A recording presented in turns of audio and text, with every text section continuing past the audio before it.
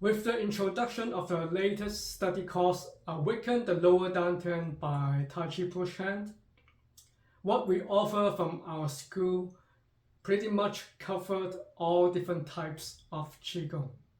For the beginner level, we focus on breathing, posture, and mind-body relaxation. The set 1 Subasu, which is a very relaxing Qigong that has many Tai Chi elements. The Wasan Qigong is a breathing Qigong. Silk wheeling focus on posture and body alignment.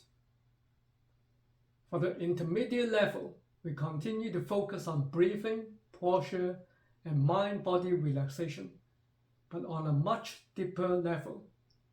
Furthermore, the practice for this level focuses on building power and vitality too. Just like you may notice, the set 2 Subasu, which is a bit more physical challenging than set 1, is focused more on working with the lower body. Yi Jing Jing has a lot of stretching practice, which is a bit like yin yoga. You will be more flexible and powerful by doing this practice. And the new Tai Chi Push Hand course is an interactive 2-person Qigong practice that focuses on awakening the lower dantian, which in turn will give you more strength and stamina. The advanced level focuses on harnessing the Qi from external source, like the sun, the heaven, and some particular spot with a good Qi field that you have a connection to. It also places more emphasis on internal Qi flow rather than external physical movements. Like the Tai Chi Neigong focus on guiding the internal Qi during the movements in order to unlock some gates and stimulate some other energy centers. By doing this, it may trigger some inner alchemy phenomena. The Solar Qigong is a meditative Qigong, which has a lot of visualization practices. As its name entails, it works with the energy from the sun. Recently, I just did a major update to include a level 2 practice in the original study course. Most of the level 2 materials need me to teach in person, but I feel this particular level 2 practice is safe enough for the students to practice by themselves. So if you have purchased this course and have been practicing this Qigong, you can download the newer versions on our website, which now include this new practice. And finally, in the Tai Chi Qigong for Health series, we include various Qigong techniques to heal different parts of the bodies, like standing Qigong, walking Qigong, healing sound Qigong, Neigong, etc. Throughout the years, I have observed something interesting. Most students tend to stop at the intermediate level. They think that's enough. Well, which is true, because just those beginner level courses plus the Tai Chi Qigong for Health series pretty much can deal with most health issues already. And then if you want to have a more colorful life, the intermediate level practices can give you more physical strength, stamina, and even libido. To most people, that's very much enough. So they have no motivation to go deeper to the advanced level, which is totally fine.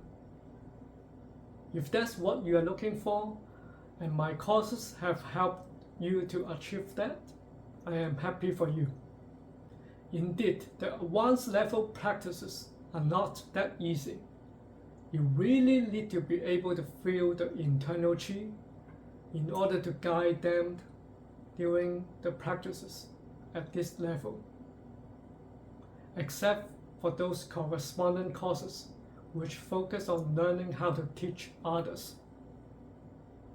Another important distinction between the advanced level courses and the other courses is the advanced level courses focus on cultivating both the lower and middle dantian together, while most of the other courses focus more on the lower dantian. Actually, if you look at all the available Qigong out there, they do focus more on working with the lower dantian than the middle one. Why? There are a few reasons. First, the main purpose of Qigong is focused on improving our physical health, and our lower dantian is more associated with the physical health. And when it is awakened, we will have more physical strength, vitality, stamina, and even libido. Secondly, most Qigong nowadays are derived from the Taoist practice. In many Taoist lineage, they focus on working with the lower dantian to build up the foundation first, and then progress to the middle one, and finally to the upper one. Actually, this approach is not unique to the Taoists. If you look at most yogic and Tibetan practices, they also start from the lower chakra first and then work their way up. This is also how our school's curriculum is designed. Also, working with the lower dantian is really safe. Usually nothing can go wrong, so it is more appealing to teach this openly to the mass public. When working with the middle dantian though, it may stir up some traumatic emotions, so have to be a bit more careful. Like during my workshops and retreats, whenever we work intensively with the middle dantian, quite often some students sob involuntarily. Having said that, the middle dantian is actually quite important to our physical well-being too, because it generally influences some of our vital organs adjacent to it, like our heart, lung, and spleen. When we are able to open some gates of the middle dantian, it will greatly benefit these physical organs. Furthermore, our middle dantian is related to our psychological well-beings. In the early 60s, China just went through a famine with tens of millions of people died from it.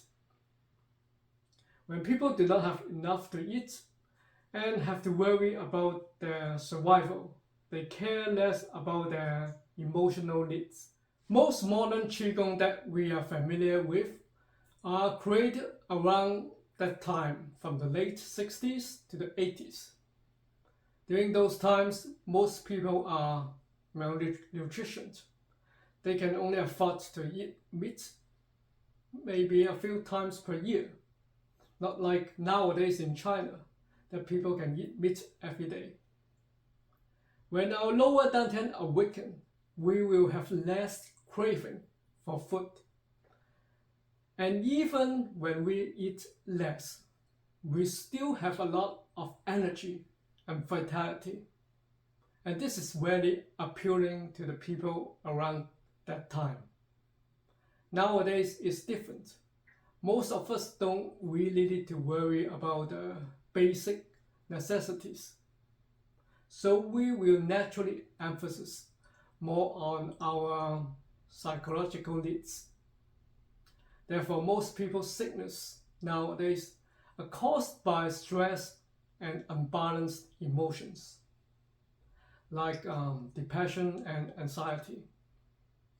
And we know these psychological issues do have a big impact on our physical well-being.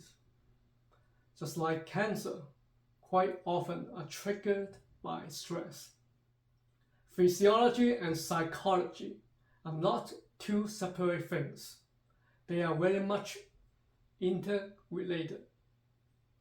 Since our middle dantian, which is the same as heart chakra, is related to our psychological well-being, cultivating it could help to solve many psychological issues that many are suffering nowadays. If you look at those who suffered depression and anxiety, their middle dantians are closed tightly. And how do the Western medicine treat them? They use different chemicals, different pills, to try to alter their brain function in order to change their patients' behaviors. This could only work temporarily, at best, because it targets the wrong thing. That's not the root of the problem. So that's why the success rate of this approach is pretty low. While there are many different approaches out there to tackle these psychological issues, I think most of them could only work temporarily. If the patients do not willingly to open the middle dantian, they will always go back to that depressing, worrying state. And there is no one or any medicine can help you to open your middle dantian. Only you can do it by yourself. When you open your middle dantian, you will start to accept the fact of whatever got you into that state. And then slowly start to see things from other angles.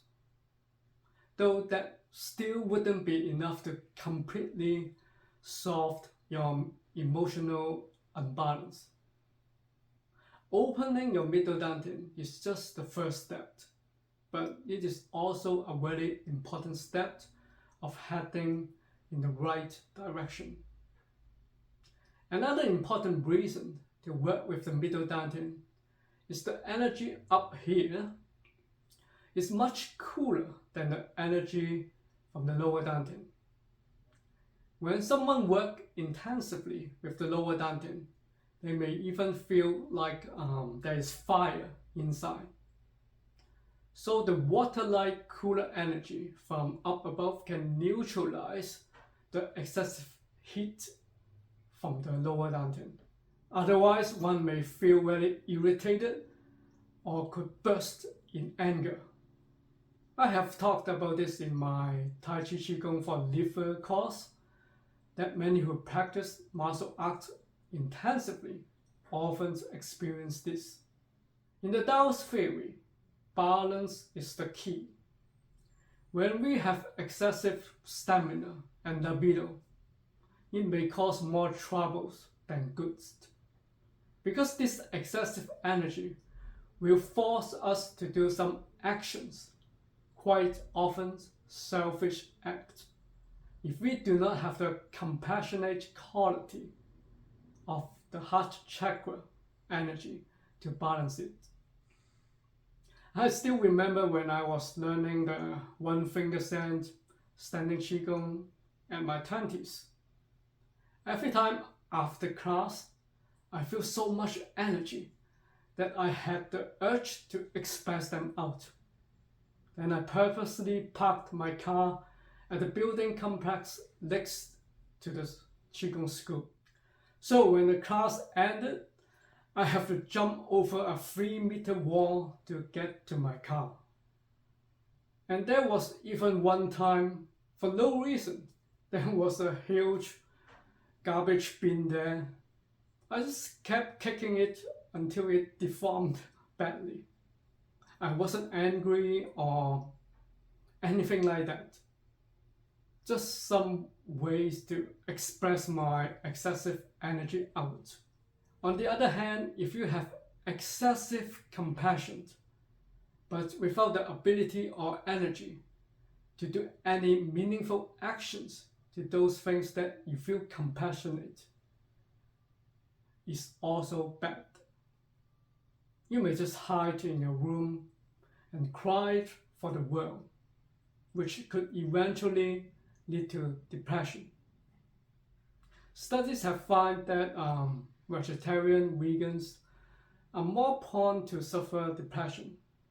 Some scientists think there may be something missing in their diets. On the other hand, proportionally, more women suffer depression than men. So do women miss some chemicals too? No, I think generally speaking, vegetarian women, especially those who have experience of being a mother, are naturally more compassionate. However, when anything in excess, not balanced, can lead to problem, including compassion. That's why our ancient teachers like Buddha and Confucius stress the importance of the middle way. Furthermore, I suspect those who suffered from depression, their lower dantian are relatively weak. That's because when the lower dantian is weak, the person would like to remain in an inertial state, not motivated to do anything physical. So in summary, to be physically and psychologically healthy, balance is the key. Just like the Tai Chi diagram, the yin and the yang, the fire and the water, the middle and the lower dantian need to be balanced.